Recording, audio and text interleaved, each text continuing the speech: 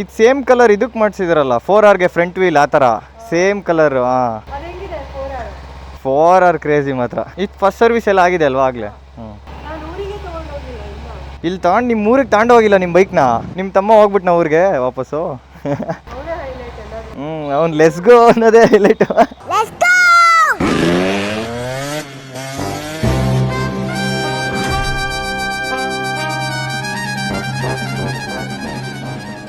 Hello ನಮಸ್ಕಾರ boys, ಎಲ್ಲರಿಗೂ ಇನ್ನೊಂದು ಹೊಸ ವಿಡಿಯೋಗೆ welcome back to another video. ಇವತ್ತು ನಮ್ಮ ಜೊತೆಗಿದೆ ಹೊಸ ಗಾಡಿ ಕವಾಸಾಕಿ ನಿಂಜಾ 300. ಈ ಗಾಡಿ ಓನರ್ ಯಾರು ಗೊತ್ತಾ ನಿಮ್ಗೆ? ಈ ಗಾಡಿ ಗೌರಿ ಕಾರ್ ಅಂತ ಅವ್ರದ್ದು. ಇನ್ನು 2000 ಕಿಲೋಮೀಟರ್ಸ್ ಏನೋ ಓಡಿರೋದಷ್ಟೇನೆ, ಜಾಸ್ತಿ ಓಡಿಲ್ಲ ಗಾಡಿ.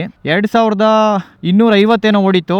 ಇನ್ನೊಂದು 50 ನಾನೇ ಓಡಿಸ್ಬಿಟ್ಟು 300 ಮಾಡ್ಬಿಟ್ಟಿದೀನಿ. 2255 ಓಡಿದೆ ಗಾಡಿ. ಪೆಟ್ರೋಲ್ 3 ಕಡ್ಡಿ ಇದೆ. ಫುಲ್ ಎಂಡಿಗೆ ಬರ್ಸ್ಬಿಟ್ಟು ತಗೊಂಡೋಗ್ಬಿಡೋಣ ವಾಪಸ್ಸು. ಹಿಂದೆಡೆ ಇಟ್ಕೊಳಕ್ ಏನು ಇಲ್ಲ ಗ್ರಾಬ್ರೇಲು. ಇದ್ರಲ್ಲೊಂದು ಗ್ರಾಬ್ರೇಲ್ ಬರುತ್ ಕಣ್ರಿ, ಇಷ್ಟು ಉದ್ದ ಬರುತ್ತೆ, ಹಿಂಗೆ ಬಿಸಾಕೋರೋದನ್ನ. ಹಂಗಾದ್ರೆ ಮಿರರ್ದು ವ್ಯೂ ಚೆನ್ನಾಗೈತೆ, ಅದ್ರ ಶೇಪ್ ಚೆನ್ನಾಗಿಲ್ಲ. ಆದ್ರೆ ಅದು ಅದು ಹಿಂಗೆ ಬೆಂಡ್ ಮಾಡ್ಬೋದಲ್ವಾ? ಬೆಂಡ್ ಮಾಡಿದಾಗ ಈ ಡಿಸೈನಿಂಗ್ ಮ್ಯಾಚ್ ಆಗೋ ತರ ಶೇಪ್ ಕೊಟ್ಟೋರೋದು. ಓಕೆ ಈ 4Rದು 10Rದು ಅದ್ರದ್ದೆಲ್ಲ ಕೀಸ್ ಹೆಂಗೈತೆ, ಇದ್ರದ್ದು ನೋಡಿ ಹೆಂಗ್ ಕೊಟ್ಟವ್ರೊಳ್ಳೆ. ಇಲ್ಲೇ ಲೆಫ್ಟಾ? ಯೋ ಸೆಕೆಂಡ್ ಗೇರ್ ಏನ್ ಸ್ಮೂತ್ ಆಗೋಗುದು ಗುರು, ಯಪ್ಪ ಕ್ರೇಜಿ ಸ್ಮೂತ್ನೆಸ್ ಮಾತ್ರ. ಈ ಗಾಡಿಲಿ ನಿಮ್ಗೆ 296cc parallel twin liquid cooled engine ಬರುತ್ತೆ. ಇಂಜಿನ್ ಅಂತೂ ಸಕ್ಕದಾಗಿದೆ ಗುರು, smooth engine. Power protection performance ಪಕೇಲೋ. ಇಲ್ಲಿ ನೋಡ್ರಿ, ಇಲ್ಲೊಂದು ಗೊಂಬೆ ಹಾಕಿದ್ದಾರೆ. ಇದೇನ್ ಟಾರ್ಟೈಸ್ ಇದು? ಟಾರ್ಟೈಸು. ಆದ್ರೆ ಇವ್ರು ನೋಡ್ರಿ, ಇದು ಸೇಫ್ ಆಗಿರ್ಬೇಕು ಅಂತ ಇದಕ್ಕೂ ಹೆಲ್ಮೆಟ್ ಹಾಕ್ಸ್ಬಿಟ್ಟವ್ರೆ. ಕಣ್ಣೆ ಕಾಣಿಸ್ತಾ ಇಲ್ಲ ಇದ್ರದ್ದು. ಇಲ್ಲೇ ಐತೆ.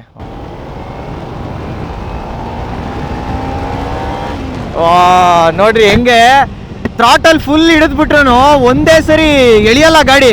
ಒಂದ್ ಸ್ವಲ್ಪ ಲೇಟ್ ಆಗಿ ತಗೊಳುತ್ತೆ ಪಿಕಪ್, ಆದ್ರೆ ತಗೊಂಡ್ಮೇಲೆ ಸರಿಯಾಗಿ ಹೋಗೋದು ಗುರು.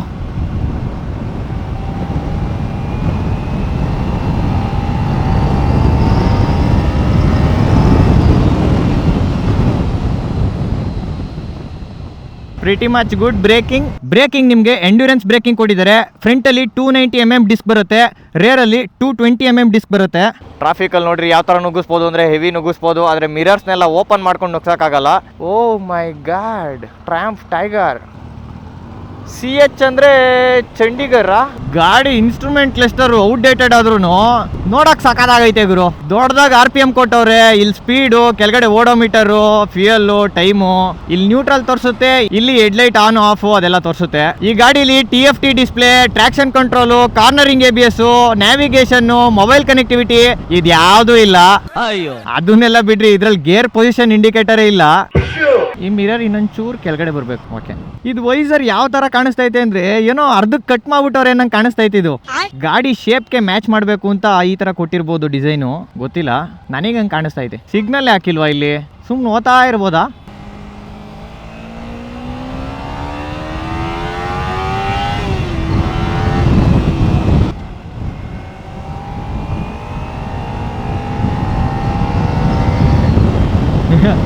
ಈ ಗಾಡಿ ಟ್ವಿನ್ ಸಿಲಿಂಡರ್ ಅಂತ. ಗಾಡಿ ಒಂದ್ ಸ್ವಲ್ಪ ಎಳೆದ್ಮೇಲೆ ಗೊತ್ತಾಗದ್ ನಮ್ಗೆ. ನಾರ್ಮಲ್ ಆಗಿ ಓಡಿಸ್ತಾ ಇದ್ರೆ ಗೊತ್ತೇ ಆಗಲ್ಲ, ಸಿಂಗಲ್ ಸಿಲಿಂಡರ್ ಅನ್ಕೊಂಡ್ಬಿಡ್ತೀವಿ. ಇಲ್ಲಿ ಫ್ರಂಟ್ ಅಲ್ಲಿ ಕಾಣ್ತಿದೆ ನೋಡಿ, ಟ್ವಿನ್ ಸಿಲಿಂಡರ್, ಪ್ಯಾರಲಲ್ ಟ್ವಿನ್ ಸಿಲಿಂಡರ್ದು ಹೆಡರು, ಬೆಂಡ್ ಪೈಪ್ ಹೆಂಗಿದೆ ನೋಡಿ ಶೇಪು. ಇದೇನ್ ಗುರು ಯಾವ ತರ ಡಿಸೈನ್ ಮಾಡ್ಬಿಟ್ಟವ್ರೆ. ರೈಡಿಂಗ್ ಪೊಸಿಷನ್ ಮಾತ್ರ ಫುಲ್ಲಿ ರಿಲ್ಯಾಕ್ಸ್ಡ್ ಆಗಿದೆ ಗುರು. ಆರಾಮ್ ನೆಮ್ಮದಿಯಾಗಿ ಓಡಿಸ್ಕೊಂಡು ಹೋಗ್ಬೋದು ಗಾಡಿನ. ಯಾವ್ದೇ ರೀತಿ ಬೆನ್ನೋವು, ಸೊಂಟ ನೋವು, ಕೈ ನೋವು ಅದೆಲ್ಲ ಬರೋದಿಲ್ಲ ಅನ್ಸುತ್ತೆ. ಆ ತರ ಇದೆ ಮಾತ್ರ, ಫುಲ್ಲಿ ಚಿಲ್ಲಾಗಿ ಓಡಿಸ್ಬೋದು ಗಾಡಿನ. ವೈಟ್ ಹೈಲೆಕ್ಸ್ 0111 ಅಂತೆ, ಒಂದೇ ಒಂದು ಮಿಸ್ ಆಗ್ಬಿಟ್ಟೈತೆ. ಈ ಗಾಡಿ ವೆಯ್ಟ್ ಬಂದು 179 kgs ಅಷ್ಟೈತೆ ಅಂತ ಅನ್ನಿಸ್ತಾನೆ ಇಲ್ಲ ಗುರು. ಸಖತ್ ಲೈಟ್ ವೆಯ್ಟ್ ಅನ್ನಿಸ್ತೈತೆ. ಸಿಗ್ನಲ್ ಬಿಟ್ಟೈತೆ ಹೋಗ್ರಿ. ಸಖತ್ ಲೈಟ್ ವೆಯ್ಟ್ ಅನ್ನಿಸ್ತೈತೆ.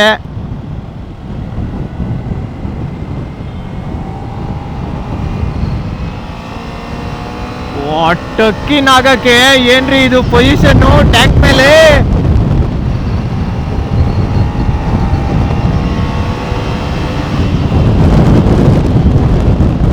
ಟಕ್ಕಿನಾಗಕ್ಕಂತೂ ವಾ ಕ್ರೇಜಿ.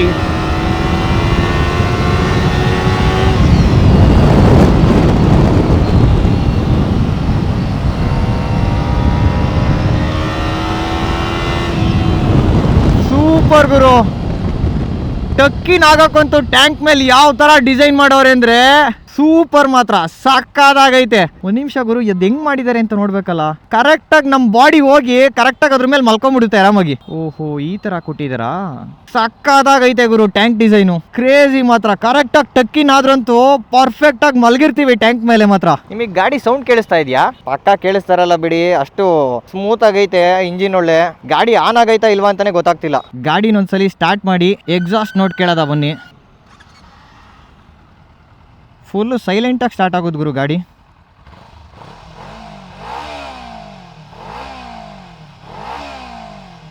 ಏನು ಸ್ಮೂತ್ ಆಗೈತೆ ಗುರು.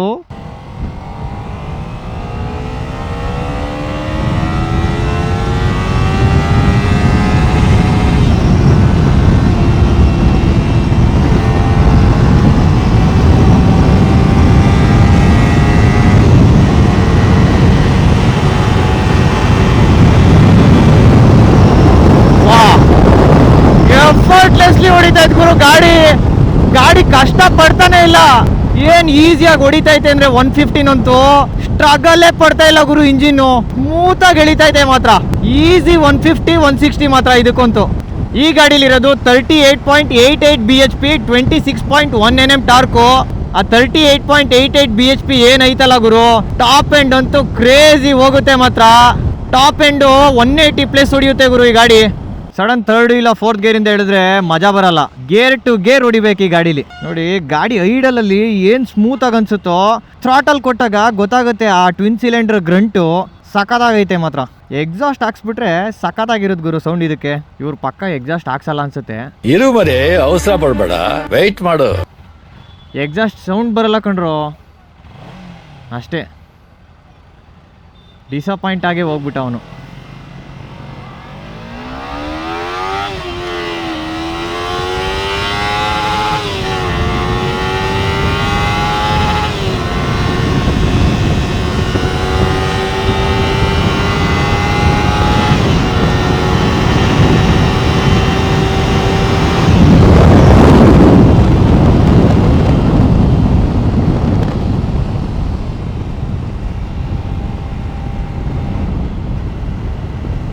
ಓಹೋ ಹೋ ಹೋ ಓಹೋ ಹೋ ಹೋ.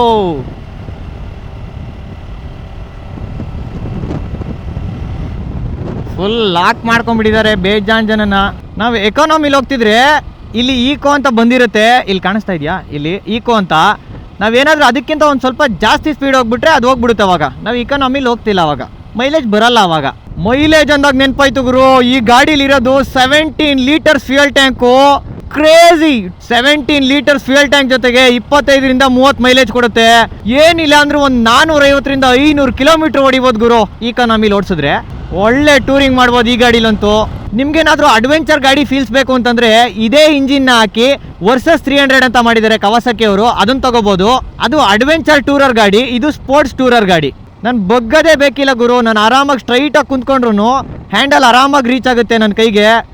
ಆರಾಮಾಗಿ ರಿಲ್ಯಾಕ್ಸ್ ಆಗಿ ಓಡಿಸ್ಬೋದು. ಇನ್ನು ಟೈರ್ಸ್ ಅಂತ ಬಂದರೆ ಫ್ರಂಟಲ್ಲಿ 110/70, ರೇರಲ್ಲಿ 140/70 MRF ಟೈರ್ಸ್ನ ಯೂಸ್ ಮಾಡಿದ್ದಾರೆ. ಈ ಗಾಡಿ ಬಲ್ಕಿಯಾಗಿ ಕಾಣ್ತಿರೋದಕ್ಕೆ ಟೈರ್ ಚಿಕ್ಕ ಅನ್ನಿಸ್ತೈತೆ. 150 ಸೆಕ್ಷನ್ ಆಗಿದ್ರೆ ಸಖತ್ತಾಗಿ ಕಾಣಿಸೋದು. ಇದರಲ್ಲಿ 140 mm ಗ್ರೌಂಡ್ ಕ್ಲಿಯರೆನ್ಸ್ ಬರುತ್ತೆ. ಸಾಕು, ಪೀಸ್ ಆಗಿದೆ. ಏನಿದೆ ಅಲ್ಲಾಡ್ತಾ ಇರೋದು? ವೈಸರ ಏನೋ ಅಲ್ಲಾಡ್ತಾ ಇದೆ ಗುರು, ತುಂಬ ಇರಿಟೇಷನ್ ಮಾಡ್ತಾ ಇದೆ. ವೈಸರಾ ಅಲ್ಲ, ಓ ಹಿಂದೆನಾ? ಹಿಂದೆ ಅಲ್ಲಾಡ್ತಾ ಇರೋದು ಅನ್ಸುತ್ತೆ ಆ ಸೌಂಡು. ಓ ಹಿಂದೆ ಟೈಲ್ ಟೇಡಿ ಹಾಕಿದಾರಲ್ಲ. ಈ ಗಾಡಿ ತುಂಬಾ ಪ್ರಾಕ್ಟಿಕಲ್ ಗಾಡಿ ಗುರು ಇದು. ಅದೇ ತರ ಈ ಗಾಡಿ ಓಡಿಸೋರು ಪ್ರಾಕ್ಟಿಕಲ್ ರೈಡರ್ ಆಗಿರ್ಬೇಕು, ಇಲ್ಲಾಂದ್ರೆ ಈ ಗಾಡಿ ಇಷ್ಟ ಆಗಲ್ಲ ಅವ್ರಿಗೆ. ಈ ಗಾಡಿಲಿ ಎಲೆಕ್ಟ್ರಾನಿಕ್ಸ್ ಅಂತ ನೋಡಿದ್ರೆ ಏನಂದ್ರೆ ಏನು ಬರಲ್ಲ ಗುರು. ತುಂಬಾ ಸಿಂಪಲ್ ಗಾಡಿ ಮಾತ್ರ. ಫೀಚರ್ಸ್ ಅಂದ್ರೆ ಒಂದು ಸ್ಲಿಪ್ಪರ್ ಅಂಡ್ ಅಸಿಸ್ಟ್ ಕ್ಲಚ್ ಬರುತ್ತೆ ಅಷ್ಟೇನೆ. ನೀವು ಇವಾಗ ಹೋಗಿ ಹೊಸ ನಿಂಜಾ 300 ತಗೋತೀರಾ ಅಂದ್ರೂ ಅದ್ರಲ್ಲೂ ಕೂಡ ನಿಮ್ಗೆ ಗೇರ್ ಪೊಸಿಷನ್ ಇಂಡಿಕೇಟರ್ ಬರಲ್ಲ, ಹಜಾರ್ಡ್ ಸ್ವಿಚಸ್ ಬರಲ್ಲ, ಫೀಚರ್ಸ್ ಬರಲ್ಲ. ಯಾಕೆ ಅಂದ್ರೆ ಈ ಗಾಡಿ almost 12 to 13 years old design Guru. 13 years ಆದ್ರೂ ಇದೇ ಡಿಸೈನ್ ಮೇಂಟೈನ್ ಮಾಡ್ತಾವ್ರು ಇವರು. ಎಲ್ಲರೂ ಎಕ್ಸೆಲ್ ಅಲ್ಲಿ ಹೆವಿ ಡ್ಯೂಟಿ ಮಾಡಿಸಿದ್ರೆ ಅಣ್ಣ ಆಕ್ಟಿವ್ ಹೊಂಡದಲ್ಲಿ ಮಾಡಿಸ್ತಾ ಇದ್ದಲ್ಲಪ್ಪ. ಇದು ಪಕ್ಕ ನಂಬರ್ ಪ್ಲೇಟ್ ಹೋಲ್ಡರ್ದೇ ಗುರು ಪ್ರಾಬ್ಲಮ್ಮು. ಸೌಂಡ್ ಬರ್ತಾ ಇರೋದು ನನಗೆ ಗೊತ್ತಾಗೋಯ್ತು. ಅವಾಗ್ಲಿಂದ ವೈಬ್ರೇಷನ್ ಫುಲ್ ಇರಿಟೇಷನ್ ಆಗ್ತೈತೆ ಗುರು. ತಡೀರಿ ಒಂದ್ಸರಿ ನಿಲ್ಸ್ ನೋಡೇ ಬಿಡೋದ. ಎಲ್ಲಿಂದ ಸೌಂಡ್ ಇದು? ಇದ್ರದೇ ಗುರು, ಇದ್ರದೇ ಸೌಂಡು. ಕನ್ಫರ್ಮ್ ಆಯ್ತು. ಸೀಟ್ ಏನೈತೆ ನೋಡ್ರಿ, ಹಿಂದಗಡೆ ಸೀಟು ಫುಲ್ಲು ಬ್ರೇಕ್ ಲೈಟ್ ವರೆಗೂ ಬಂದ್ಬಿಟ್ಟಿದೆ. ಸೀಟು ವೈಡ್ ಅಂಡ್ ಕಂಫರ್ಟ್ ಆಗಿದೆ ಇವರು, ಟೂರಿಂಗ್ ಮಾಡ್ಬೋದು, ಸಖತ್ತಾಗಿರುತ್ತೆ.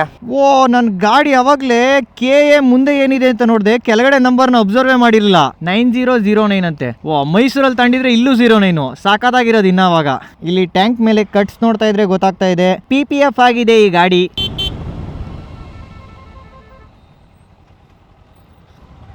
ಸ್ಕೂಲ್ ಮಕ್ಕಳು ಕುಂಡಿಸ್ಕೊಂಡು ಹಿಂಗ ನುಗ್ಸೋದು ಗುರು ಗಾಡಿನ ಅವರು. ಆ ಕಡೆ ಈ ಕಡೆ ಏನು ಬರ್ತಾವೆ ಏನು ನೋಡ್ತಾ ಇಲ್ಲ, ಸುಮ್ಮನೆ ನುಗ್ಗಿಸ್ತಾವ್ರೆ. ನನಗೆ ಈ ಗಾಡಿ ಓಡ್ಸೋಕ್ಕೂ ಮುಂಚೆ ಈ ಗಾಡಿ ಅಷ್ಟೊಂದೇನು ಇಷ್ಟ ಆಗ್ತಿರ್ಲಿಲ್ಲ. ಈ ಗಾಡಿ ಓಡ್ಸಾದ್ಮೇಲೆ ಸಖತ್ ಇಷ್ಟ ಆಗ್ತೈತೆ ಗುರು. ಈ ಗಾಡಿ ಏನೋ ಒಂಥರ ನೆಮ್ಮದಿ ಗಾಡಿ ಓಡಿಸ್ತಾ ಇದ್ರೆ ಇದು. ಸರ್, ಈ ಗ್ರೀನ್ ಕಲರ್ ಗಾಡಿ ನೋಡಿದ್ರು ನಿಮಗೆ ಹಿಡಿಬೇಕು ಅನ್ನಿಸ್ತಾ ಇಲ್ವಾ? ನೋ, 2 ಸೈಡ್ ಬರುತ್ತೆ ಇದು ಹೆಡ್ಲೈಟು. ಲೋ ಬೀಮಲ್ಲಿ 1 ಬರುತ್ತೆ, ಐ ಬೀಮ್ ಹಾಕಿದ್ರೆ 2 ಬರುತ್ತೆ ಹಂಗೆ. ಇನ್ನು ಹೆಡ್ಲೈಟ್ ಅಂತ ಬಂದ್ರೆ ಡ್ಯುಯಲ್ ಪ್ರೊಜೆಕ್ಟರ್ ಹೆಡ್ಲೈಟ್ ಬರುತ್ತೆ, ಆದ್ರೆ ಹ್ಯಾಲೋಜನ್ ಅದು. DRL ಇವೆ, ಅದು ಹ್ಯಾಲೋಜನ್. ಇಂಡಿಕೇಟರ್ ಇದೆ, ಅದು halogen. Complete halogen light setup ಬರುತ್ತೆ ಇದ್ರಲ್ಲಿ. ಈ ಗಾಡಿಗೆ ಕಾಂಪಿಟೇಟರ್ ಅಂತಂದ್ರೆ ಯಮಹಾ R3. ಯಾಕೆ ಅಂದ್ರೆ 2 ಟ್ವಿನ್ ಸಿಲಿಂಡರ್ ಗಾಡಿಗಳು. ಯಮಹಾ R3 ಒಂದ್ ಸ್ವಲ್ಪ ಜಾಸ್ತಿ CC ಇದೆ, ಜಾಸ್ತಿ ಪವರು ಇದೆ, ಅದೇ ರೀತಿ ಜಾಸ್ತಿ ಪ್ರೈಸಿಂಗು ಇದೆ.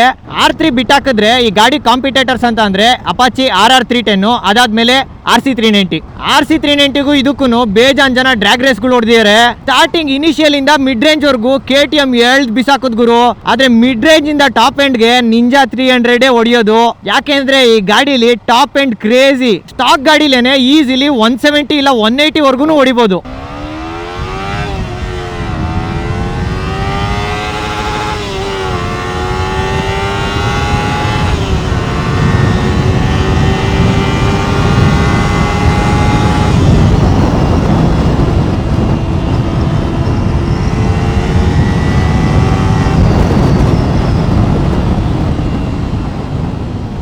ಹೆವಿ ಕೆಚ್ಚಕ್ಕಾಗಲ್ಲ ಗುರು, ಸ್ಟ್ರೈಟ್ ಲೈನ್ ಹೈವೇ ಬೇಕು.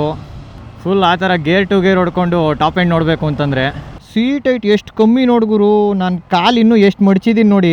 ಇವಾಗ ನೀವು ಹತ್ರಿ ಗಾಡಿಗೆ ಸೀಟ್ ಹೈಟು ಸಖತ್ ಕಡಿಮೆ ಐತಲ್ಲ. ಇವಾಗ ನೀವು 5'4" ಅಲ್ವಾ, ಫುಲ್ ಕುಳ್ಳ ಇವರು. ಫ್ಲ್ಯಾಟ್ ಫುಟ್ ಮಾಡ್ತಾವ್ರು ಆರಾಮಾಗಿ ಇವರು. ಆರಾಮಾಗಿ ಗಾಡೀಲಿ ನೀವು ಸ್ಪೋರ್ಟ್ಸ್ ಗಾಡಿ ಫೀಲಿಂಗು ತಗೋಬೋದು, ಟೂರಿಂಗು ಮಾಡ್ಬೋದು. ಅದ್ರ ಜೊತೆಗೆ ನೀವೇನಾದರೂ ಡೈಲಿ ಕಮ್ಯೂಟ್ ಮಾಡ್ತೀರಾ ಅಂದರೆ ಡೈಲಿ ಯೂಸು ಮಾಡ್ಬೋದು ಈ ಗಾಡಿನ. ಅಷ್ಟು ಸಖತ್ತಾಗಿದೆ ಗಾಡಿ. Ninja 300 bro. ಹಾಂ, 6R ಅಂದರೆ ಸೇಮ್ ಕಲರ್ ಸ್ಕೀಮ್ ಬರುತ್ತಲ್ಲ ಅದಕ್ಕೆ. ಇದರಲ್ಲಿ ಕಲರ್ ಆಪ್ಷನ್ ನಿಮಗೆ 2 ಕಲರ್ ಬರುತ್ತೆ.